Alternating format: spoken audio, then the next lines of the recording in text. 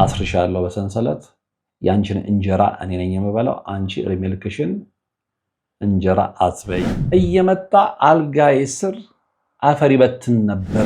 ምንም የጠረጠርኩት ነገር የለም። ያንን እሷ ያስተረፈችውን ምግብ እንክት አድርጌ በላሁ። ልክ እኔ ስበረታና ቅዱስ ቁርባን ሲቀበል እሱ ሽምድምዱ ወጥቶ ይተኛል አለች። ስትደውይ ድምጿን እንዳትሰማ ብሎክ አድርጋት የሚል ስሜት አንቺ እድሜ ልኬን ስበላ የኖረውን እንጀራዬን ነጠቅሽ ነው ያላት። ሳሎን ነው የምጸልየው አለኝ። ሳሎን እየጸለይኩ ድንገት መጣለች 11 ሰዓት ላይ። ማን አባቷ ምንም አላለኝም። ነገማ ጸልያትም ብሎኝ በቃ እቺን ተናግሮ ሄዳለች። 17 ዓመት በሙሉ በጭራሮ ግድግዳ መቆም መስማት ለተዋህዶ ልጆች ልብ የሚሰብር ትልቅ ሐዘን ነውና እጃችሁን ዘርጉ ባልነው መሰረት አላሳፈራችሁንም።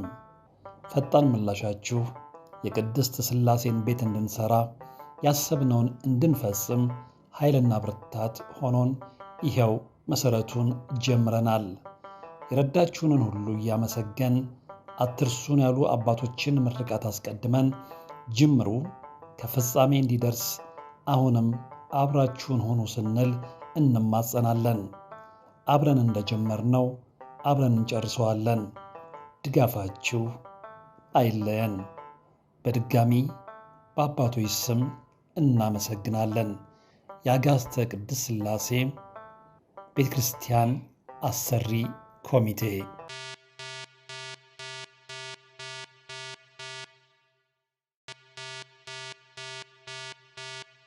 አጎቷ ዕድሏን ወስዷል።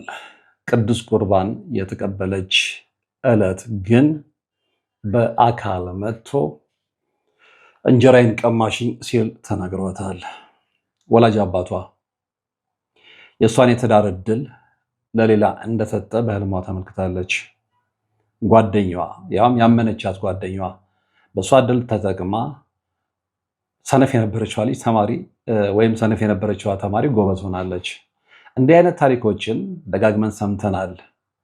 አንዳንዶች ተቀብለውታል በራሳቸው ላይ ደረሰ ስለሆነ፣ አንዳንዶች ደግሞ አሁን ድረስ እየተጠራጠሩ አሉ። ነገር ግን የሚጠራጠሩትም የሚቀበሉትም ይሰሙን ዘንድ ዛሬ ደግሞ እጅግ በጣም አስገራሚ የሆነ መርሃ ግብር አዘጋጅቼ ወደ እናንተ አቀርባለሁ። የዛሬ ባለታሪኬን ያገኘኋት ከወደ ሐረር ነው። ወደ ሐረማያ ዩኒቨርሲቲ አካባቢ በጣም ጎበዝ ተማሪ ነች። ከልጅነቷ ጀምሮ ቤተሰብ ተስፋ የጣለባት የት ትደርሳለች የተባለች ህልሟም የሕክምና ዩኒቨርሲቲ ውስጥ ገብታ ዶክተር የመሆን ህልም ነበራት። በጣም ጎበዝ ተማሪ ስለነበረች ማንም ጥርጣሬ አልነበረው። ያሰበችውን እንደምታሳካ አንድም ቀን ተጠራጥሮ የሚያውቅ የለም፣ ዙሪያዋ ያሉት ሁሉ ማለት ነው። እና ካላት ከፍተኛ ጉጉት የተነሳ ጋዋን አሰፍታ ያስቀመጠችው የ7ኛ ክፍል ተማሪ ሳለች ነው። በጣም ነበር የገረመኝ ይህንን ስትለኝ። ለምን ብያት ነበረ? አንደኛ ህልሜን እንደማሳካ እርግጠኛ ለመሆን፣ ሁለተኛ ጋዋኔን እያየሁኝ ሞቲቬት እንደሆን በቃ ነገ ያስቀምጦ አደርሳለሁ ይሄንን ጋዋን ለብሳለሁ ብዬ ሁሌ ትምህርቴ ላይ እንድተጋ ምክንያት እንዲሆነኝ በጣም ከጉጉት የተነሳ ጋዋን አሰፍቼ ያስቀመጥኩት 7ኛ ክፍል ተማሪ ያለሁ ነው ያለችው። እንግዲህ ባለታሪካችን ቤተሰብ ውስጥ ጠቅላላ ያሉት 4 ልጆች ናቸው። የእሷ የመጀመሪያ ልጅ ነች። 2 ወንድ 2 ሴት። እሷ የመጀመሪያ ልጅ ነች። ከዛ በኋላ ወንድ አለ፣ ሁለተኛው፣ ሶስተኛውም ወንድ ነው፣ አራተኛዋ ሴት ነች። በመሃል 2 ወንዶች አሉ ማለት ነው። እና የመጀመሪያዋና የመጨረሻዋ ሴቶች ናቸው።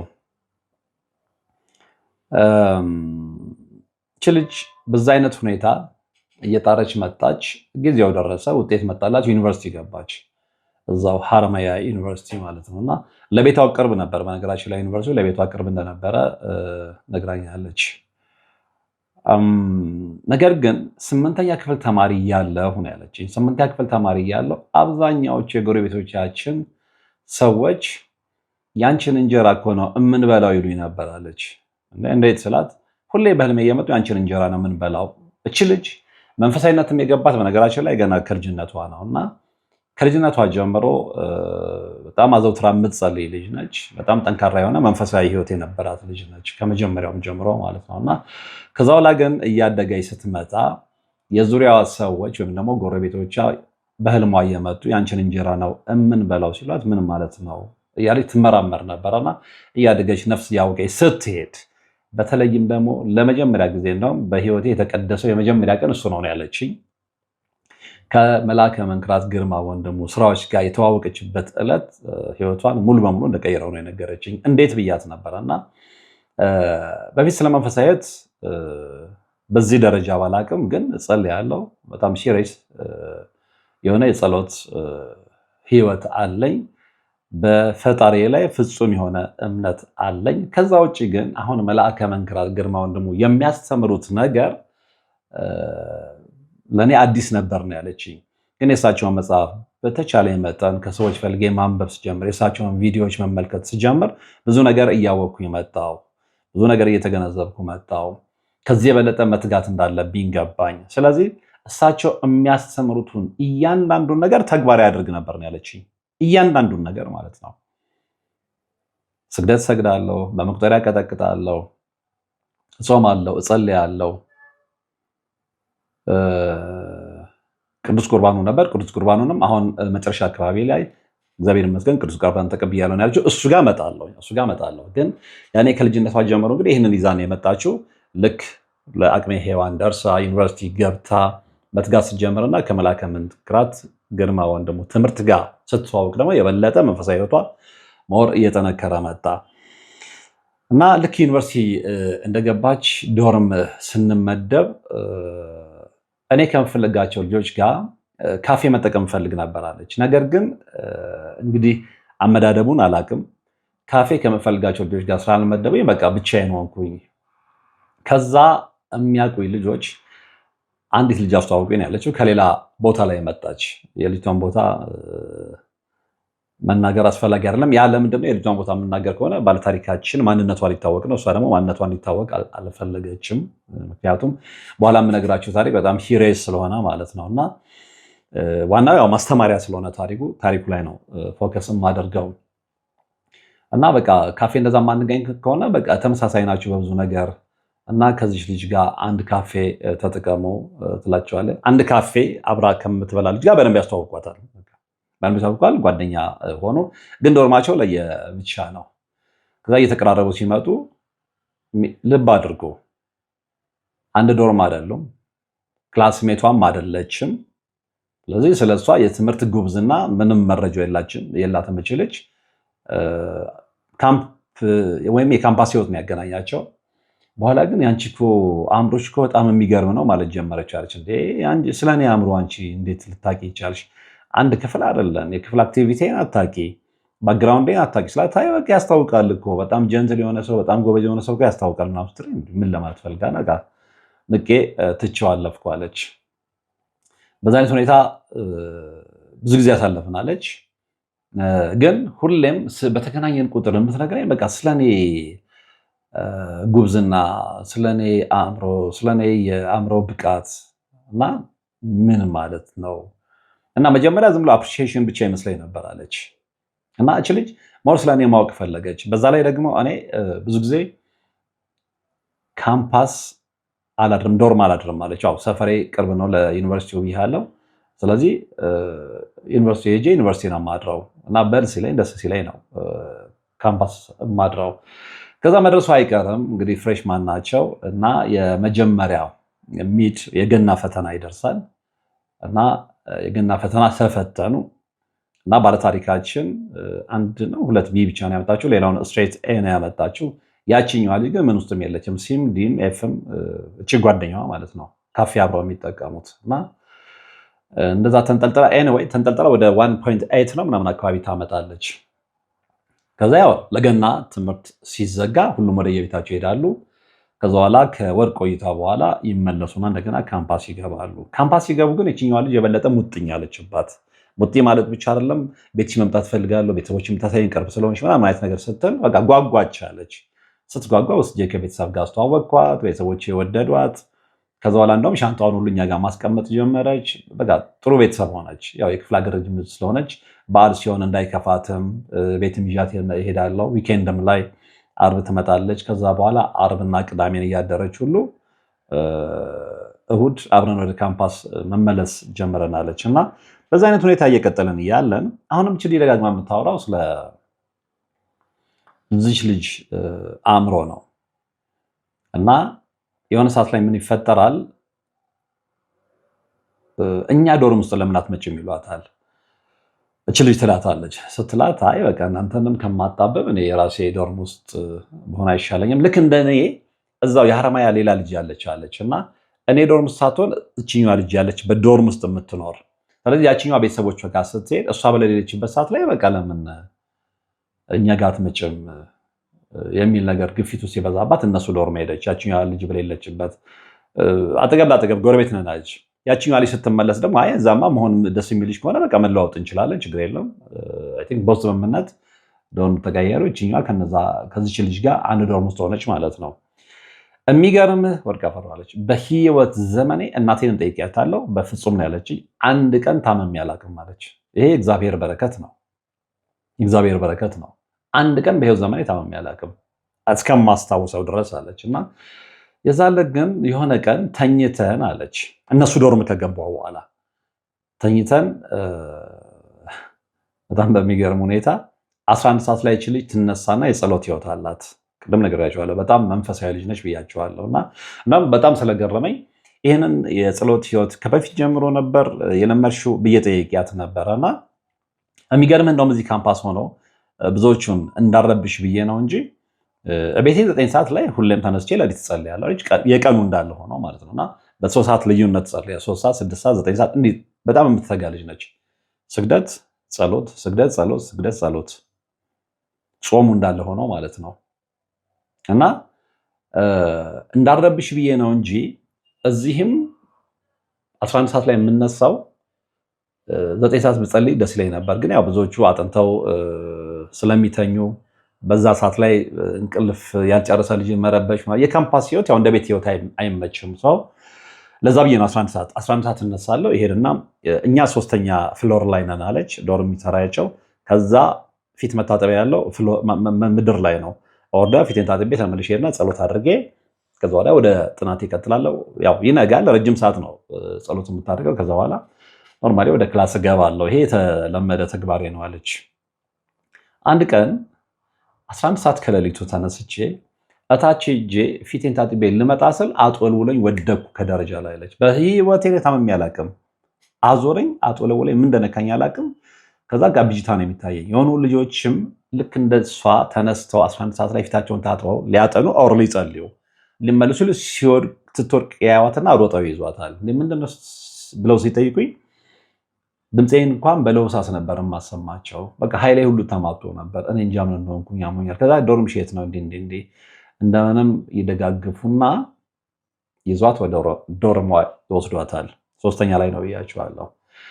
ስትገባ 6 ነን ብለኛለች። እዛ ዶርም ውስጥ እቺ ልጅ ማነው ጨምሮ እቺ የእሷን እኛ ጋር ለምናቶኝ ምናምን የቀረበቻት አእምሮሽ ይገርማል ያለቻት ልጅ ጨምሮ እሷንም ጨምሮ አጠቃላይ 6 ናቸው እዛ ዶርም ውስጥ ያሉት። ሌሎቹ ተኝተዋል። እሷ ግን የሚገርም ልክ ስገባ ነቅታለች አለች። እንደዛ ተዝለፍልፌ ሰዎች ደግፎኝ ሲያስገቡኝ እንኳን ምን ሆነች ነው የት ነበር አንድ ጥያቄ የለም። አንድ ጥያቄ በቃ ምን ሆነች ነው ምናምን የሚል ነገር የለም። አስገቡኝ፣ አስተኙኝ፣ ተመልሰው ወጡ። የሚገርም ልክ እነሱ አስተኙኝ ትንሽ እንደቆዩ እንቅልፍ ይዞኝ ሄደ።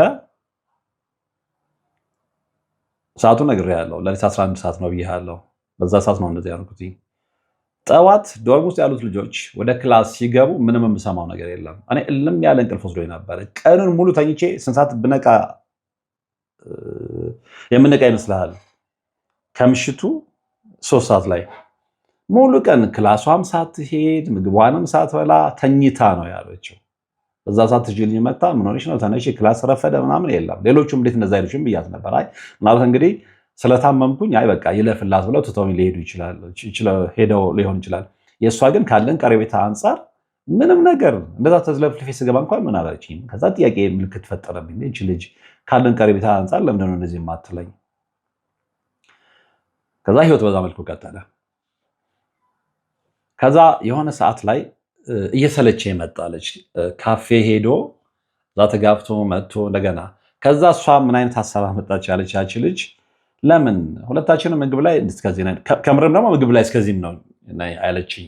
ምግብ ላይ ብዙም ግድ የለኝም ከእናቴም ጋር የምጣለው በሱ ነው ያለችው። እንደውም እንደዛ ተዘለፍልፌ ስወርቅ እሱን ስነግራት ለእናቴ ምግብ ስለማትበይ ነው በደንብ ብይ ነው ያለችኝ። በኋላ ነው ግን ምን እንደሆነ የገባኝ ነው ያለችኝ። ከዛች ልጅ ምን ሀሳብ አመጣች? በቃ ለምን እንደዛ ከምናደርግ አንድ ምግብ ብቻ እናምጣና በቃ እሱ ነው እዚሁ ዶርሚተራችን ብንበላ ይሻላል። እሺ። ከዛ እሷ ትሄድና በቃ ይዛ ትመጣለች። አንድ ምግብ ለሁለት ሼር አድርገው አንድ ቀን ምግብን ይዛ መጣችና አለች። ከዛ በኋላ የሚገርም ከወደኩኝ ጊዜ በኋላ አንደኛ የእንቅልፍ ስንትኔ በጣም እየጨመረ መጣ። እኔ በፊት በጣም ንቁ ነኝ አለች እና ላጠና ስል ደብተሬን ሲገልጽ በጣም እንቅልፍ ይለቅብኛል። ለዛም ነው እንደውም በቃ እኔ ዶርሚተሪ እንትን አልሄድም፣ ካፌ አልሄድም፣ ምግብ ይዘሽ ነይ ሀሳቡ የመጣው ከዛ በኋላ እና ካፌም ሲሄድ ላጠናም ላይብረሪ ገብቼ ቁጭ ስል ገና ደብተሬን ሲገልጽ እንቅልፍ ይዞኝ ይሄዳል አለች። የእንቅልፍ አዚም በህይወት የሌለውን ነገር ማለት ነው። እኔ የፈለገ ረጅም ሰዓት ቁጭ ብዬ ባጠና እንግዲህ የካምፓስን ህይወት ታውቀዋለህ ብዬ ገምታለሁ። ሌሊት ላይብረሪ በቃ ይሰራል። እዛ ቁጭ ብለህ ከሌላው ጋር ኮምፒት ታደርጋለህ እና ከዛ የሆነ ቀን ምግብ ይዛ መጣች አለች። ምግብ ይዛ መጣች። ትንሽ በልታ አስተርፋልኛለች፣ ብዙ አለች። እኔ ምንም የጠረጠርኩት ነገር የለም። ያንን እሷ ያስተረፈችውን ምግብ ክት አድርጌ የበላው አለች። ህይወቴ ከዛ በኋላ ነው 360 ዲግሪ የተቀየረው። ከዛ ወዲያ ትምህርቱ አስጠላኝ፣ ሁሉ ነገር አስጠላኝ። እንግዲህ የምጠበቅ ተማሪ ነኝ ብላለች። የመጀመሪያ ውጤቷን በጣም ጥሩ ነው። 1 እና 2 ቢ ነው ያላት እንጂ ስትሬት ኤ ነው። የዛችው ያ ልጅ ደግሞ ነግሬያቸዋለሁ አብዛኛው ሲ ነው። ከዛ ዲ እና ኤፍም ተቀላቅሎባታል። ተንጠልጥላ 1.8 ላይ ነው ያለችው እና ከዛ በቃ ምንም ትምህርት ሁሉ እያስጠላኝ መጣ እና ከሰው መግባባት ሁሉ አቃተኝ። በጣም በሚገርም ሁኔታ እች ልጅ ለትምህርት ካላት ፍቅርና ጉጉት አንጻር የምትማረጉን ሁለት የተለያዩ ቦታዎች ናቸው። እሱም ራሱ በጣም ገርሞኛል።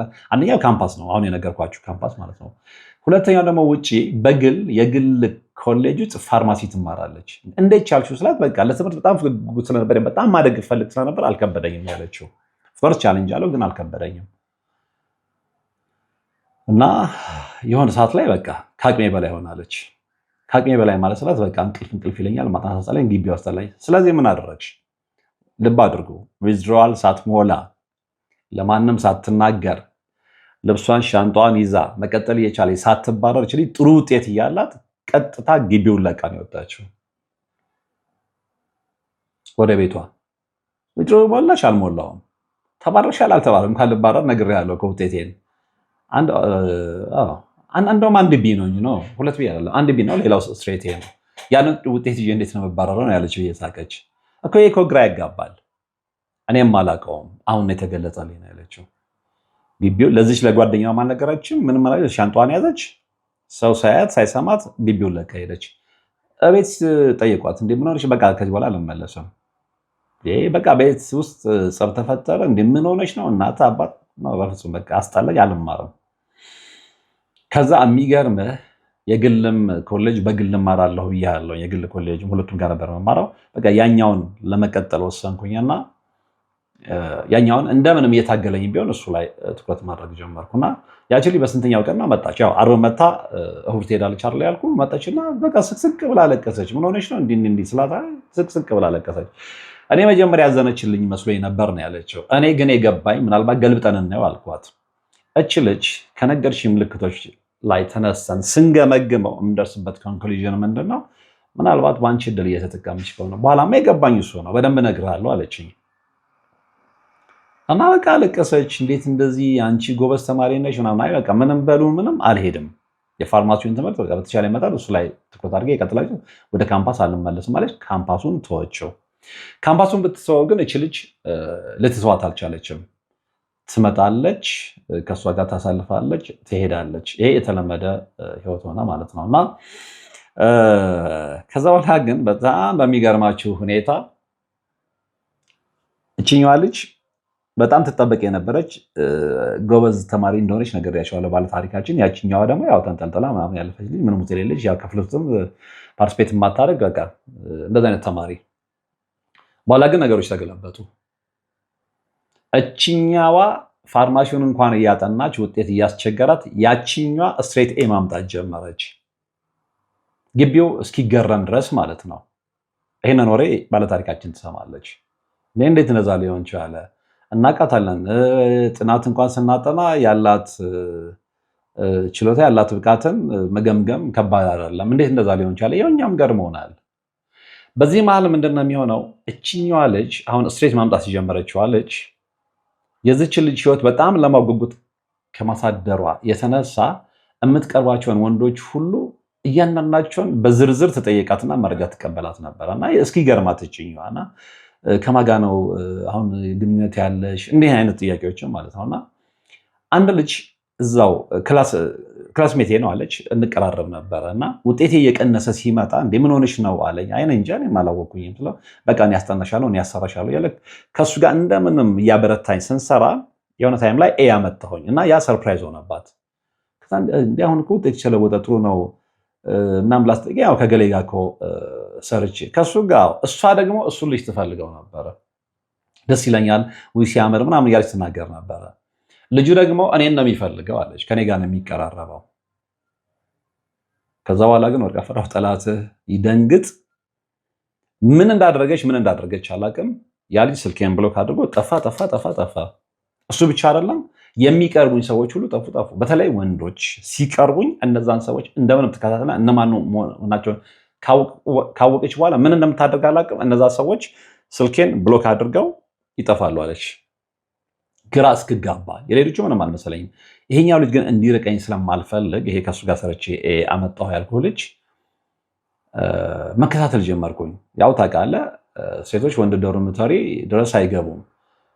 ልክ ሳገኘው ላወራው ሲሄድ ልክ ሴጣን እንዳየ ምንድነው ያለችኝ? እንደውም ቃል በቃል ሴጣን እንዳየ እንትን ይሮጣል አለች ከኋላ። ልክ ሳየው እንዴ ግራ እስኪገባኝ እና አንድ ቀን ቁጭ ብዬ አልቅሻለሁ። ጌታዬ ምንድነው በህይወቴ ላይ የሆነ ያለው ነገር? በጣም የሚቀርበኝ ልጅ ነው።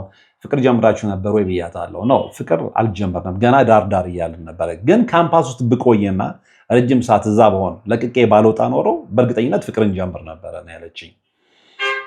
ከዛ ስልኬን ብሎክ ካደረገው ሳየው ከሩቅ ልክ ልቀርበው ስል ይሸሸኛል፣ ይሮጣል። ሌሎችም እንደዛው ማለት ነው። በቃ በህይወቴ ውስጥ የሆነ ነገር ሀፕን እያደረገ እንደሆነ ገባኛለች። ካምፓሱ ለቅቄ ያለው ቤቴ ነኝ። እች ልጅ ግን ትመላለሳለች። አንዴ ምን ሆነ ተኝቻለች። ያው ጸሎት ላይ ጎበዝ ነች ብያችኋለሁ። ትሰግዳለች፣ ትቀጠቅጣለች። በዚህ አጋጣሚ እንደውም በጣም አፕሪሼት አድርጌያታለሁ እና ሌሎች ብዙዎች ሊማሩበታል ከአንቺ ታሪክ ነው ያልኳት። ምንድነው ስለገባት ተስፋ ሳትቆርጥ በጣም በበረታች ቁጥር ህልም ታያለች እና ህልም ላይ ስታይ ምንድነው ያየችው? እች ልጅ አሁን ተገልብጦ እሷ ስትሬት ኤ ማምጣት ጀምራ ለቻልኳችሁ ልጅ በህልሟ ትመጣና ባለታሪካችን ጋር በሰንሰለት ታስራታለች። እንዴ ምን እያደረግሽ ነው? እኔማ መቼም አልፈታሽም፣ ሁሌም በሰንሰለት እንዳሰርኩሽ እኔ ግን በአንቺ እንጀራ እጠቀማለሁ፣ ያንቺን እንጀራ እበላለሁ። አንቺ ደግሞ ያንን እንጀራ እንዳትሻሚኝ ስለምፈልግ ሁሌም በሰንሰለት አስርሻለሁ፣ አልፈታሽም ትላታለች። ይሄ ግልጽ ነው። ከዚህ በላይ ግልጽ ህልም የለም። ይሄ ነገር ምንድን ነው? ከዛ በኋላ ይቷን መጠራጠር እንዳልጠራጠራት ደግሞ መታ ስታለቅስ ስትመለከት በፍጹም ሷማ የሆነ እኔ አእምሮ የፈጠረው ነው እል ነበራለች። ከዛ ልክ የዛሬ ዓመት ጸሎተ ሐሙስ ዕለት አለች ህልም አየሁኝ። አሁንም በሰንሰለት አስራኝ ይሄንኑ ነገር ደገመችልኝ። አስርሻለሁ በሰንሰለት ያንቺን እንጀራ እኔ ነኝ የምበላው፣ አንቺ እድሜ ልክሽን እንጀራ አትበይም አለችኝ። እና ይሄ ነገር ሲደጋገምብኝ እንደ ይሄ ነገር ምንድን ነው? ለትምህርቴ መቀነስ አሁን ላለሁበት ግራ የተጋባ ህይወት ምክንያታችን ልጅ ነች ማለት ነው ማለት ጀመርኩኝ አለች። ልክ እኔ ህልም ባየሁ በነጋታው እናቴም ህልም አየች አለች። በጣም በሚገርም ሁኔታ ተመሳሳይ ህልም ነው። ያቺ ልጃቸውን በሰንሰለት ስታስር አንድ በሉ። ሁለተኛ እኔ ለእናቴ የኔን እንጀራ የምትበላው እቺ ልጅ ነች እና እንጀራ አታነው ወይ ብዬ ስናገር እናቴ ተመልከተች እና ያን ስትነገር እንዴ አንቺ ልጅ ምን እየሆነ ነው? በህልምሽ እኮ እቺ ልጅ ነች የኔን እንጀራ የምትበላው አለችኝ። ሁለቱ ነገሮች ሲገጣጠቡም አይ በቃ እቺ ልጅ እውነትም በእኔ ህይወት ውስጥ ገብታለች፣ ስለዚህ ከህይወቴ ማስወጣት አለብኝ ብዬ አመንኩኝ አለች። ከዛ ዘጋዋት። በቃ ህልሞቹ እየተረጋገሙ ሲመጡ በቃ እቺ ልጅ ቤት መምጣት የለባትም ምናምን፣ ብትመጣም ከነሱ ጋር ነው የምታወራው አለች። ከዛ የሆነ ቀን ስትመጣ ዝግት ታረኳታለች። ምን ሆነሽ ነው ምናምን፣ በቃ ከአንቺ ጋር መነጋገር አልፈልግም፣ ስለዚህ ከህይወቴ ውጪ ስትላት እናቷ እንግዲህ አሁን እሷ ዘግታታለች። ልክ ይሄንን እንደሰማች ግን እናትየው ጋር ትሄድና እሷ እንደምታስበው አይደለም፣ እኔ እድሏን ወስጄ ከመስላት ተሳስታለች፣ ሌሎች እንደሚያደርጉት ምናምን። እንዴ ስለ እድል መወሰድ ማናነሳ፣ በእንደዚህ አይነት ርዕስ ጉዳይ ላይ ማናወራ፣ ምን ማለትሽ ነው ይሏታል። እንግዲህ ሰው ሌባ ገና ሌባ ሳትሉት ነው አይደል? ሌባ ከሆነ እንደ እኔ መች ሰረኩኝ የሚላችሁ፣ ወይም ደግሞ የሆነ ዕቃ አስቀምጣችሁ ምናልባት በስተት ያቀ ተሰውሮባችሁ ወይ ያስቀምጣችሁበት ቦታ ጠፍቷችሁ እዛ ቦታ ላይ ያስቀምጣችሁ መስሏችሁ አጠገባችሁ ያለውን ሰው የሆነ ዕቃ አስቀምጬ ነበር አይተሃል ብትሉት ጤነኛ ሰው ከሆነ እንጃ አላየሁም ነው የሚላችሁ፣ ወይ ፈልጉት ነው የሚላችሁ። ሌባ ከሆነ ግን እኔ መች ወሰድኩኝ ነው አይደል የሚላችሁ። በቃ ውስጡ ያለውን ፕሮብለም ስለሚያውቀው ማለት ነው። እችም ልጅ ገና ከህይወት የውጭ ስትላት እናትና ቤተሰቦቿ እህቶቿ ምናምን ወንድሞቿ ጋር ሄዳ የተናገረችው እንደሌላው ሀሳባ ከሆነ ድግምት አድርጌባት እኔ በመተት ድሏን ወስጄ መስሏት ከሆነ ምናምን ብላ መቀባጠር ጀመረች። ይሄ ደግሞ የበለጠ ፍንጭ ሰጠኛለች። ከዛ በኋላ እንደዛ በጣም ስሜታዊ ሲሆን እናቴ ያረጋጋችኝና ግድ የለም እንደዚህም ከሆነ በስነስርዓት በቃ ከዛሬ ጀምሮ አትምጪ ብለን ሻንጧን እኛ ጋር ስለነበረ ሻንጧን ይዘን እንሸኘታለን አለች። እናቴ ሻንጧን ይዛ እንትን አለቻት፣ አሰናበተቻት፣ ወጣች። ሻንጧን ይዛ በቃ እንዳትመጪ ተብላ። እንደዛ መሆኑ ግን የሚገርም ከህይወት ያልወጣችም አሁንም ትደውላለች። አንድ ቀን 100 ጊዜ ደውላለች አለች ስላላነሳሁላት። ከዛ ልምጣ እኔና ድጌሽ ነው ምናምን እንደዚህ አይነት ነገሩ ቀጠለ። ግን እች ልጅ ልታገኛት አልፈለገችም እና አሁን እች ልጅ ብዙ ነገሮች እየገቧት ሲመጡ መስገት ጀመረች። የበለጠ ማለት ነው የበለጠ መጠንከር ስትጀምር የበለጠ ህልም ማየት ጀመረች። በቃ እነማን እንጀሯን እየበሉ ደግሞ ብዙ ጊዜ የምትጠረጥራቸው ሰዎች፣ አንዳንዶቹም ደግሞ ማጠረጥራቸው ሰዎች እንጀራ እንደዚህ ከበው እንጀሯን ሲበሉ ነው የምትመለከተው። ለራሱ ያቀረበችውን እንጀራ ሲበሉና የህልም ወይም የጥረት ኃይል በገሃድም ያሳያል። በነገራችን ላይ እናንተ ስትደክሙ፣ እናንተ ስትጸልዩ፣ እናንተ ሙጥኝ ብላችሁ ስትቀጠቅጡ መንፈሱም ስለሚጨንቀው በህልም ያሳያችኋል ዙሪያችሁን እነማን ጠላቶች እንዳሉ ማለት ነው። እና እቺ ልጅ በጋር ነበር የሚገርማችሁ። ከዛ እናትየውን ህልም ተከተለ። ያቺ ልጅ ከቤቷ አስወጣቻት። ከቤቷ ብታስወጣቻት ግን ያቺኛዋ ልጅ ከእድሏ አልወጣችም፣ ወይም ደግሞ ከውስጡ አልወጣችም፣ ወይም ደግሞ ከእሷ ህይወት አልወጣችም። እና በዚህ አይነት ሁኔታ ብዙ ቆየናለች። እንግዲህ ካምፓስ የቆየሁትኝ ከካምፓስ እንደነገርኩ እስከምወጣ 2 ዓመት ከ4 ወር አካባቢ ነው ካምፓስ የቆየሁትኝ። ከዛ በኋላ ግን ሻንጣዬ ምናምን ይዤ ቀጥ ብዬ ነው የወጣሁትኝ። ጥሩ ውጤት እንዳለኝ ሳልባረር ጥሩ ውጤቴን ይዤ ነው የወጣሁትኝ። ዊዝድሮዋል ሳልሞላ ምናምን ካምፓሱ አስጠልቶኝ ከዛ ያኛው ህይወት ተቀየረ። እንደውም አንድ ቀን ነገሮች ሳይጣሉ በፊት ሳታባራት በፊት ነገሮች ተቀይረዋል አሉ። ስትሬት ማምጣት ጀመርሽ፣ የሚገርም ነው ስላት፣ አዎ በቃ በጣም መስራት እኮ ጀመርኩኝ፣ እንደውም አንቺን አስጠንሻለሁ ብላ እኔን ሁሉ ልታስጠናኝ ሙከራ አድርጋ ነበር አለች። ኤኒዌይ ከዛ በኋላ ግን በቃ እንዳደርሽብኝ እኔ ራሴ ችዬ መስራት የምችል ሰው ነኝ ብላ ካባረረቻት በኋላ ነው የተወቻት። እንደዛም ሆኖ ግን በነገርኳችሁ ከህይወቱ አልወጣችም። በዚህ አይነት ሁኔታ ነገሮች ቀጠሉ። ከዛች ልጅ ሲገባት በቃ ከመቼውም ጊዜ በላይ አሁን ካለኝ በላይ እጥፍ ጨምሬ መንፈሳዊ ህይወቴ ላይ መበርታት አለብኝ ብላ ቁርጥ ውሳኔ ላይ ትደርሳለች። ለምንድን ነው? አንደኛ በህልሜ ደጋግሜ ቅድም ነገር ያለው ዙሪያ ያሉ ሰዎች ጎረቤቶች ይመጡና አሁንም በህልሜ ያንቺን እንጀራማ ምን በላው እኛ ነን ይሉኛል አለች። ከዛ በኋላ የዚች ልጅ ተጨመረ። ከዛ ምን ሆነ? አባቷ መመልከት ጀመረች። ግን በጣም በሚገርም ሁኔታ አባትየው የእሷን እድል ወስዶ ለመጨረሻ ታናሽ እህት ነው የሰጠው። እንዴት አወቅሽ አልኳት። እሱንም በህልም ነው ያየሁት፣ ደጋግማ ያሳየኝ ነበረ። አንቺማ ይህን እንጀራ አትበይም። ልክ እንጀራ መጣና አቅርቤ እንትን ስል ይህንን እንጀራማ አንቺ አትበይም ይልና ይነጥቀኝና ለታናሽ እህቴ ሲሰጣት ሁሉ በደንብ ያለው አለች። እና በልጅነቴም በገሃድም የምንነጋገረው ነገር አለ። ከልጅነት ጀምሮ ለእኔ መልካም አመለካከት የለውም። በተለይ በእኔ ዙሪያ፣ በተለይ በትዳር ዙሪያ ወንዶች እንዲቀርቡኝ አይፈልግም። እንደ አባት መቆጣጠር መብቱ ነው አለች። ነገር ግን በጣም በሚገርም ሁኔታ ስለ ትዳር ነገር አሁን እንግዲህ ዩኒቨርሲቲ ገብቼ ምናምን ለአቅመ ሔዋን ደርሼ እዛ እድሜ ላይ ስደርስ የትዳር ጉዳይ ከተነሳ ከኔ በታች ስላሉት ነው እንጂ የሚጨነቀውና የሚያወራው ስለኔ በፍጹም ነው የሚለው። ለምን ስለው ደስ አይለውም ወይ ተጠቅልሎ ይተኛል አለች። እሷ የጠረጠረችው ምንድነው ይሄ ሰውዬ ልክ የኔን እድል ወስዶ ለታናሽ እህቴ እንደሰጠው ሁሉ የትዳር ህይወቴንም የሆነ ደብተራ የሚያውቀዋለ የሆነ ቄስ አለ ከሱ ጋር ብዙ ጊዜ በህልም ማያቸዋለሁ። እንዲህ ተደርድረው አለች ሴቶችን ደርድረው እነዛን ሴቶች ለሽያጭ ያቀርቧቸው ይመስለኛል። እማያው ግን አባትና ያንን ቄስ ነው፣ በጣም የቀርቡ ነው አለች። እና ከማያቸው ከተደረደሩ ሴቶች መካከል አንደኛዋ እኔ እንደሆንኩኝ ይሰማኛል። ሲያስማሙ ነው የምመለከተው። ስለዚህ ይሄ ሰውዬ የኔን የትዳር እድል ወስዶ ለሆነ ሀብታም ሰው የሸጠው እንደሆነ ይሰማኛል ነው ያለችኝ። እና በጣም ክፉ ዘመን ላይ ነው ያለነው ሰዎች። ስለዚህ በፍጹም ደስ አይለውም አለች። ስለ ትዳር ሲወራ አርፈሽ በትምህርትሽ እስከ መጨረሻው ብትቀጥይ ይሻላል የሚል መከራከሪያ ሀሳብ ነው የሚያመጣው። አንድ ቀን እንደውም ተነስቼ እየጸለኩኝ እያለው በጣም እንግዲህ ነግሬሃለሁ፣ ፈተና እየበዛ ሲመጣ እድሌን የአንችን እንጀራ ነው የምንበላው የሚሉ ሰዎች እየበዙ በመጡ ቁጥር የበለጠ እንትኔ ላይ መንፈሳዊ ህይወቴ ላይ ጸሎት ላይ በረታዋለች። ሳሎን ነው የምጸልየው አለች።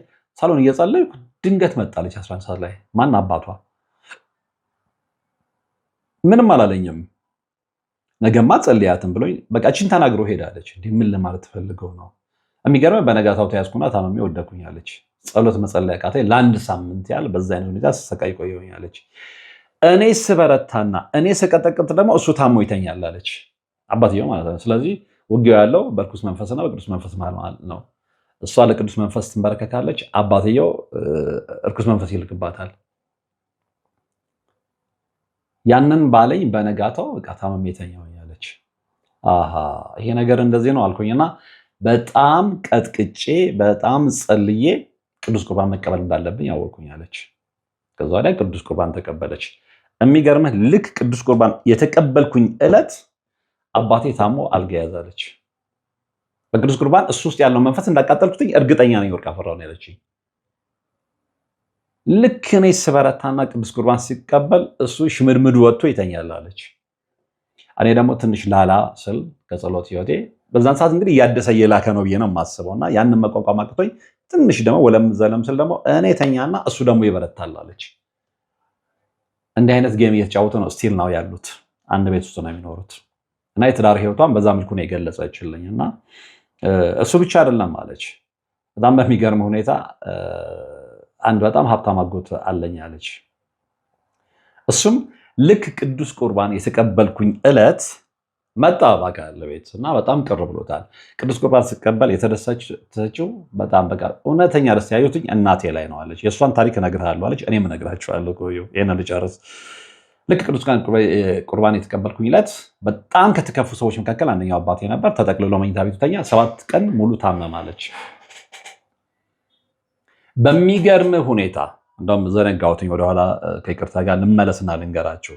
እች ልጅ ሞር እየጸለየች እየበረታች ቅዱስ ቁርባን እየተቀበለች ስትመጣ ውጤቷ እየስተካከለ መጣ። የተዘጋ ነገር እንትን እያለ መጣ እና አሁን በጣም ጥሩ ሁኔታ ላይ ነች። ወደ ኤ ተመልሻለሁ ነው ያለች። ፋርማሲ እያጠነች ነው ብያቸዋለሁ አይደል?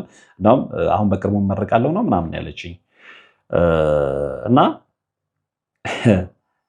ልክ እኔ እየጎበስኩኝ ሲሄድና የኔ የተበላሸው ነገር ሲስተካከል ያችኛዋ ልጅ እዛ ካምፓስ ሄዳ ወደ ሲዋ ተመልሳለች አለች። አሁን ይሄ ለብዙዎች ግራ ሊያጋባ ይችላል። አሁን ስለ መንፈሳዊ አሰራር የማያውቅ ሰው ግራ ሊጋባ ይችላል። የገባው ሰው ግን ያውቀዋል። ብዙዎች በሰዎች እድል ነው የሚማሩት ስላችሁ ዝም ብዬ አይደለም። ያ ስለገባኝ በቃ መጠንከር ብቸኛ አማራጭ እንደሆነ ስላወቅኩኝ መቀጥቀጥ፣ መንፈሱን መጎሰም፣ በደንብ መቀጥቀጥ። ደግሞ ስቀጠቅጥ ዝም ብዬ መቀጥቀጥ አይደለም፣ ላይቱን ሙሉ ልቀጠቅጥ እችላለሁ አለች። በ3 ሰዓት ልዩነት ነው ጸሎት የማደርገው። እቺ ልጅ እንቅልፍ የላትም ማለት ነው። ስለዚህ እንዴት ነው መንፈሱ ሊቋቋማት የሚችለው? ልክ ቅዱስ ቁርባን የመጀመሪያ ጊዜ ማለት ነው፣ ከዛ ላይ ተደጋግማ የመጀመሪያ ጊዜ ቅዱስ ቁርባን የተቀበልኩኝ ጊዜ አባቴ ታሞ ተኛለች። በፊት ለፊት መጥቶ ግን እንዴት ቅዱስ ቁርባን ትቀበያለች ብሎ ሁሉ ተቃውሞኛል አለች። ስለገባኝ ዝም ነው ያልኩት።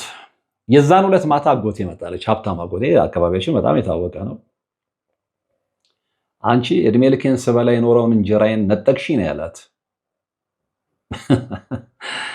እድሜ ልኬን ስበላ የነበርኩትን እንጀራዬን ነጠቅሽኝ። በቅዱስ ቁርባን እሱ ውስጥ ያለውን እርኩስ መንፈስ አቃጥለዋለች ማለት ነው። ገባት። አጎቴም አልኩኝ ነው ያለችው በውስጤ። አጎቴም የኔን እድል ነበር የሚጠቀም የኔን እንጀራ። የሚገርም ወርቅ አፈራ የኔን እድል የሚጠቀሙ የኔን እንጀራ የሚበሉ ዙሪያን በርካታ ሰዎች አሉ፣ ጎረቤቶቼ፣ አጎቴ፣ አባቴ እያልኩ ልቀጥልልህ እችላለሁ ነው ያለችኝ። የት? ሐረማያ ውስጥ። እና ይህንን እየተመለከትን ስለ እድል አይወሰደ ምና ብላችሁ የምትቀባጥሩ ሰዎች ባትቀባጥሩ ደስ ይለኛል። አንድ ሁለተኛ ደግሞ እንደዚህ አይነት መርሃ ግብር ላይ እኔ ቤተኛ ሁኑ ብዬ በፍጹም አላስገደድኳችሁ። እየመጣችሁ ነው ሌሎችን የምትረብሹት ስለተነቃባችሁ። በነገራችን ላይ እንደዚህ አይነት ነገር የሚቃወሙ ሰዎች እዛ ውስጥ ያሉ ናቸው። የሰው ዕድል የሚወስዱ፣ የሰው ዕድል የሚቀሙ፣ በሰው ዕድል የሚኖሩ፣ በሰው ዕድል የሚማሩ፣ በሰው ዕድል የሚነግዱ፣ የሚያተርፉ ለጊዜውም ቢሆን እንደዚህ አይነት ሰዎች እኔ ቤት አይፈልግም። ደርቀው ነው የሚገቡት። ግን ደርቀው የሚገቡት ነው ሌሎችን ለመረበሽ፣ ሌሎችን ሀሳብ ለመበተን። ግን እግዚአብሔር ይመስገን የኔን ፕሮግራም የሚከታተሉት አብዛኞቹ የገባቸው ስለሆኑ አይሳካላችሁም። ወደ ባለ ታሪኬ ልመልሳችሁ። በነገራችን ላይ ይህንን ፕሮግራም የምትከታተሉ ለእሷም ብያታለሁ። በጣም ብዙ ሰዎች ልቦና ካላቸው በአንቺ ታሪክ በደንብ ይማሩበታል ነው ያልኳት። እች ልጅ እድሏ ምንድነው ውጤቷ ሲበላሽ የሚቀርቧት ሁሉ ሲርቋት ምናምን ተስፋ ቆርጣ እንትናለች። ወይኔ እግዚአብሔር ብላ አላማረረችም። ስለገባት ስፔሻሊ የመላከ መንክራት ብቻ ነው ያለችኝ። እንግዲህ ሰው እንደ ፍላጎት የመላከ መንክራት ግርማውን ደግሞ ትምህርት አዛውትሬ ስለምከታተልና ተግባራዊ ስለማደርግ እዛ መስመር ውስጥ በደንብ እየቀጠቀጥኩኝ ውጤት አግኝቼበታለሁ። አሁን ወደ ውጤት ተመልሻለሁ። የሚገርም ራሴን ነበረ በጣም የሚያመኝ ሳጠና፣ አሁን ራሴ ለቆኛል። ከአቅም በላይ ሲሆን ጸበል እጠመቃለሁ አለች። ጸበል ስጠመቅ ከላይ የሆነ ነገር ተነስቶ ሲሄድ ይታወቀኛል። ከዛ ላይ ወደ ቅዱስ ቁርባን ይመለሳል፣ ወደ መቀጥቀጥ ይመለሳል፣ ወደ ጸሎቴ ምናምን እመለሳለሁ። እና ያጎቴን አወቅኩ። ራሱ መጥቶ ነገረኝ በአካል ህልም አይደለም። ልብ አድርጉ፣ ያጎቷ በህልሟ አይደለም በእውኗ ነው። ልክ ቅዱስ ቁርባን የመጀመሪያ ቀን የተቀበለች ዕለት መጥቶ እድሜ ልኬን ስበላ የነበረውን እንጀራ ወሰድሽብኝ ነው ያላት። የአባቷን ያው በህልሟ ነው የምትመለከተው፣ ሌሎችም የጎረቤቶቿንም በህልሟ ነው የምትመለከተው። ከዛ ልክ እንደዚህ ሆነው ውጤት እየተስተካከለ ነገሮች መልካም እየሆኑ ሲመጡ ሌላ የሚገርም ነገር ልንገር አለች። እሺ አልኳት። ምክንያቱም በጣም ተመስጬ ነበር መሳውት። ተመስጬ መስማት ብቻ አይደለም ሪከርድ እያረኳት ነበረ። በዚህ አጋጣሚ እንዳደነግጭ ድምፁን አልለቀውም። ግን ምንድነው አንድ ታሪክ ረጅም ሲሆን ለማስታወስ ስለሚከብድ የሁሉንም ታሪክ እቀዳውና ደጋግሜ እሰማዋለሁ። ፈቃደኞች ከሆኑ ድምፃቸውን እጠቀማለሁ፣ ፈቃደኞች ካልሆኑ ድምፃቸው እኔ ጋር ነው የሚቀመጠው። ሰው ከ4 ዓመት በኋላ አለች ከተዘጋጋን ከ4 ዓመት በኋላ እንግዲህ ካምፓሱን እንኳን ለቅቄ ከወጣሁ በጣም ቆይቻለሁ። ከዛ በኋላ አግኝቼው አላውቅም ብሎ ካድርጎኛል። ያ ልጅ የነገርኩ ልጅ አለች አስጠንቶኝ ያመጣ ያልኩ። ከዛ በኋላ ግን እሷ ይህንን ህይወት ጠይቃኝ ደስ ይለኝ ነበር ምናምን ያለችው ልጅ ብሎክ አድርጎኝ ከጠፋ ሳገኘው መሸሽ ከጀመረ ከ4 ዓመት በኋላ ስልክ ደወለልኝ አለች። በጣም ገርሞኝ እንዴ ዛሬ እንዴት አሳወቅኩኝ ስለ በቃ እኔ እንጃ አላውቅም ነው። እሺ ምን ተፈጠራው? ለምን ደወልክ? አይ በቃ ደውል ስላለኝ። እንዴ እሺ ለምንድን ነበር ስታየኝ የምትሮጠው? እኔ እንጃ ምን እንደሆነ አላውቅም። ልክ ስመለከትሽ የሆነ የውስጤ የሌለ ፍርሃት ይመጣልና ራቃት ጣህም ልጣት የሚል ስሜት ይሰማኛል። እሺ ለምን ስልኬን ብሎክ አድርገው? በቃ ልክ ስትደዊ ድምጿን እንዳትሰማ ብሎክ አድርጋት የሚል ስሜት ይመጣል። ጆሮዬ የሚያችኳች የሆነ ነገር አለ። ግልጽ ነው። የሚገርም ከዛ በኋላ እንገናኝ ተባባለን። ተገናኘን፣ ቁጭ ብለን አወራና በጣም እንደውም መጀመሪያ አካባቢ እንደዛ ሲለኝ ኖ ኖ በስልክ አይደለም በአካል ተገናኝተን ብናወራ ደስ ይለኛል። እሺ በአካል ነበር ያገኘሁትኝና ይሄንን የጠየቁትኝ በአካል ነው። ለምን ስልክህን ብሎክ ያደረገው? አላቅም። ብሎክ አድርጋት የሚል ስሜት ይሰማኝ ነበረ። የምትሮጠው ስለምንድን ነው ስመልከት የፍርሃት ስሜት ይሰማኝ ነበረ እና በፍጹም በቃ አንቺን ማግኘት እንዲቆሙ ማውራት የማልችልበት የፍርሃት ስሜት ውስጤ ነበረ። ገባት። ምክንያቱም መንፈሳዊ አሰራር የገባት ልጅ ስለሆነች። ከዛ በኋላ የሚገርም የሱ ብቻ ነው አለችኝ። ብዙ ልጆች ዘግተውኝ ነበረ። ብዙ ልጆች እና ስልኳን ብሎክ አድርጓት ማለት ነው። ከዛ በየተራ ሁሉም ደወሉና በቃ መገናኘት አለብን። ሁሉንም የምጠይቃቸው የጋራ ጥያቄ ነበረ። ለምንድን ነው ብሎክ ያደርጋችሁ? ለምንድን ነው የዘጋችሁኝ? አናቅም። ግን በቃ እንደዚህ አይነት ስሜት ይሰማን ነበር። ብሎክ አድርጋት የሚል ስሜት ይሰማን ነበር። ስለዚህ ብሎክ አደረግሽ። ይሄ የመንፈስ አሰራር ነው ሰዎች፣ ሌላ ምንም አይደለም። በቃ መንፈስ ይላክባችሁ፣ ሰዎች እንዲርቋችሁ፣ ሰዎች እንዲሸሿችሁ፣ እንዳያገኟቸው፣ እናንተን ባሰቡ የእናንተን ባዩ ቁጥር የፍርሃት ስሜት ውስጣቸው ውስጥ እንዲሰራጭ፣ ስለዚህ እንዲሸሿችሁ የሚያደርግ የመተት ስራ ነው። እዚችም እህታችን ላይ ሆነ እሷ ገብቷታል በትክክል። አሁን ግን አለችኝ ፋይናሊ፣ አሁን ግን እግዚአብሔር የተመሰገነ ይሁን። አሁን በደንብ እየተጋው ስለሆነ ነገሮች እየተስተካከሉ ነው። አሁን ልመረቅ ነው። ውጤቴ በጣም ጥሩ ሆኗል። ደስተኛ ነኝ እና ነገ ከነገ ወዲያ ትልቅ እቅድ አለ። ይሳካልኛል ከእግዚአብሔር ጋር። ከዚህ መንፈሳዊ ህይወት አልወጣም። እንግዲህ ይሄ ልብ ላለው ሰው ለብዙዎቹ መማሪያ ይሆናል ብዬ ነው እማም ነው። ብዙዎች እንደዚህ ሆኜ 16 ዓመት ነው። ይሄው ጀግና ሴት እኮ ነገረችን። እንዲህ አይነት ከካምፓስ ጀምሮ የምን ከካምፓስ ከ8ኛ ክፍል ጀምሮ የተከተላትን ነገር በጥረቷ በትጋቷ ድል አድርጋ ህይወቷን መስመሯን አስተካክላለች። የተወሰደባትን እድል ይሄ ማስመለስ ነው ለኔ የተወሰደ እድልን። ያቺኛዋ ልጅ በሲት ትለቃለቅ የነበረች ልጅ ስትሬት እያመጣች ጎበዝ ከሆነች ወይም ደግሞ ኦፍኮርስ አንዳንድ ጊዜ ባለሙያ ህይወት ስንመለከት ምንድነው ሰነፍ የነበሩ ልጆች ተክተው መስራት ጀምሮ ውጤታማ ይሆናሉ። ግን በዛው ነው የሚቀጥሉት እንጂ አይመለሱም። እችኛዋ ልጅ እውነተኛ ችሎታ ቢሆን ኖሮ ስትሬት ካመጣች በኋላ እንደገና ደግሞ እችኛዋ ልጅ ተክታ የእሷ ውጤት ወደ ኤ ሲመለስ የዛችኛዋ ልጅ ወደ ሲ የሚመለስበት ምንም አይነት አግባብ የለም። እዛ ላይ ማንም ሊከራከረኝ አይችልም። ምክንያቱም እውነተኛ ጉብዝና ቢሆን ያች ልጅ በዛው ትቀጠልና ውጤቷን አስጠብቃ ነበር የምትሄደው። ልክ እች ልጅ መትጋት ስትጀምር የዚች ልጅ ውጤት ደግሞ ከሲ ወደ ኤ እዛ ፋርማሲ ውስጥ እየተስተካከለ ስትሬት መደርደር ስትጀምር የዛችኛዋ ውጤት መበላሸት ጀመረ። 2 ቀን 3 ቀን ታማ መተኛት ጀመረች። ግልጽ ነው። ክፉ ነገር ስታደርጉ ክፉ ያደርጋችሁበት ሰው ተንኮላችሁን አውቆ መትጋት ከጀመረ አደጋው እናንተ ላይ ነው። ስለዚህ መተት የምታደርጉ ሰዎች እረፉ፣ ተጠንቀቁ። ብዙዎቻችሁ የሚሳካላችሁ ለጊዜው ለምንድን ነው? የላካችሁበት ሰው ጥንካሬው ስለሌለው መንገዱን ስለማያውቀው እንጂ ሳይሰለች ልክ እንደዚች ልጅ ቢታገላችሁ አብዛኞቻችሁ በላካችሁበት ሰው ጥንካሬ ገደል የምትገቡ ናቸው። የዚች ልጅ ህይወት ይሄንን ነው የሚነግረን። ወደ ቤተሰቦቿ ህይወት ልምጣላችሁ። የሚገርም ነው። የሚገርም ወርቅ አፈራው በጣም የሚገርም ስለ አባቴ ነግሬሃለሁ አለች። እንግዲህ እና አረማያ ውስጥ የማያውቀው ሰው የለም፣ በደንብ ይታወቃል አለች። እናቴ ከቤት መውጣት ካቆመች 7 ዓመቷ። ምን ሆነው አልኳት። እግሯን ይዛታል፣ ይሸመቅቃታል፣ መውጣት አትችልም። ለምን ብያት ነበረ። አባቴ በመስተፋቀር ድግምት እንዳገባት የገባኝ አሁን ነው። በህልሜ ተመልክቻለሁ። እሷም እየመጣ አልጋዬ ስር አፈር ይበትን ነበር ብላኛለች። እውነትም ደግሞ አፈር እናገኛለን አለች ከጊዜ በኋላ።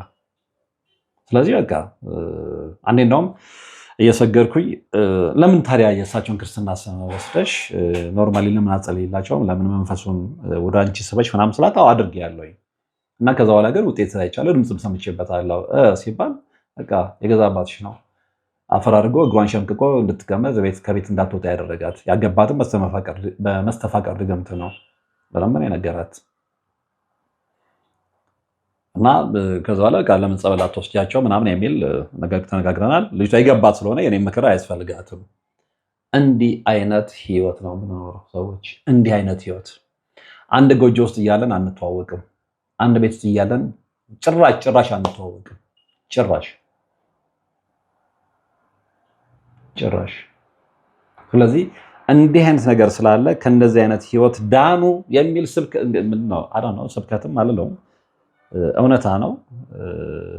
መዳን አለባችሁ የሚል ነገር ነው እንግዲህ የምንናገረው። ግን አንዳንዱ ዝም ብሎ ይመጣና ምድረ መተታም ከዚህ ውጪ ወሬ የላቸውም እንዲህ ነው። አንዳንዱ ሊያላግጥ ይሞክራል። በህይወት ነው የምታላግጠው፣ በእኔ አይደለም። ግን እንዲህ የነቁ ሰዎች ደግሞ በጀግንነት ይድናሉ። ደጋግሜ አፕሪሼት አድርጌያታለሁ። ምክንያቱም ብዙ ታሪኮች ሰምቻለሁ፣ ብዙ ታሪኮች ይላኩልኛል ከሀገር ውስጥም ከውጭም። እንደዚች አይነት ቆራጥ ጀግና ልጅ ከ8ኛ ክፍል ጀምሮ ገብቷት መንፈሳዊ ህይወት ሳትሰለች ያንን ተግባራዊ አድርጋ ራሷን ነፃ ያወጣች ሴት ግን አላጋጠመችኝም እስካሁን ወደዚህ ስራ ከመጣሁበት ጊዜ ጀምሮ። ጋዜጠኝነት ላይ ከ20 ምናምን ዓመት በላይ ቆይቻለሁ። እንደዚህ መንፈሳዊ ይዘት ወዳላቸው ፕሮግራሞች ከመጣሁኝ ኦልሞስት ቆይቻለሁ። 4 ዓመት 3 ዓመት አካባቢ ይሆነኛል። በዚህ ጊዜ ውስጥ ግን እንደዚች አይነት ጀግና ልጅ እኔ አጋጥማኝ አታውቅም። ከምሬን ነው የምላችሁ እና ደስ ያለኝ ነው መርሃ ግብር የሰራሁት። ምክንያቱም ብዙዎቻችሁ ካመናችሁበት፣ ብዙዎቻችሁ በደንብ አንደርስታንድ ካደረጋችሁት ያንን መንገድ ተከትላችሁ ራሳችሁን በራሳችሁ ማዳን እንደምትችሉ ስለማመን። እግዚአብሔር የሚያዳላ አምላክ አይደለም። ለሌሎቻችሁ መንገዱን ነፍጎ ልጅ ለብቻዋ መንገዱን ስላሳያት አይደለም፣ ስለጠነከረች ስለገባት። ብዙዎቻችሁ እኮ ገብቷችኋል፣ ግን ወደ ተግባራዊ እንቅስቃሴ የትመጡት ሰንፋላችሁ። አልሰነፈችም እች ልጅ። ህይወት ነዋ፣ አላማ አላታ፣ ጠላቷን አውቃልቻ። ስለዚህ በጠላት ላይ ድልን መቀዳጀት የምንፈልግ ሆነ እንደሷ ሄሮ መሆን ይኖርብናል ብዬ አስባለሁ። እንግዲህ አብራችሁን ስለነበራችሁ ወደፊትም አብራችሁን ስለምትሆኑ ከልብ አመሰግናለሁ። በቀጣይ እንደ አይነት ደግሞ በጣም ሰና የሆነ ብዙዎችን የሚያስተምር ታሪክ ያላችሁ ብታጋሩኝ በጣም ደስ ይለኛል። ቅድሚያ እንደውም እሰጣለሁ። ምክንያቱም እኔ ታሪክ መናገር አይደለም ዓላማዬ።